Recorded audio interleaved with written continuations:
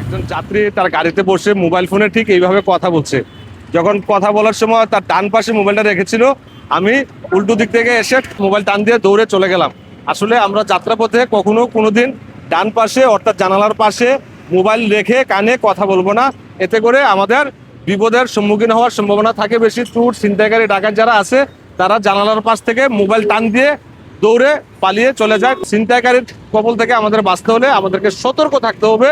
আমাদের মোবাইলটা এই পাশে না রেখে আমরা বাম পাশে রেখে অর্থাৎ জানালার বিপরীত পাশে রেখে আমরা প্রয়োজন মোতাবেক প্রয়োজনীয় কথাগুলো বলে মোবাইলটা পকেটে রেখে দিব। আর যারা এ ধরনের ভিক্টিমাইজ হয়ে থাকেন তারা আইনের আশ্রয় নেবেন এবং এ চোর, ছিনতাইকারী, ডাকাত দলের সদস্যদেরকে আইনের আওতায় এনে সর্বোচ্চ শাস্তির ব্যবস্থা করবেন। এই ভিডিওটা আপনাদের সবাইকে শেয়ার করার জন্য বেশি করে বলবো, যেন অন্য যাত্রীরা দেখে, অন্য মানুষেরা দেখে সবাই উপকৃত হতে পারে। আসসালামু আলাইকুম ওয়া রাহমাতুল্লাহ।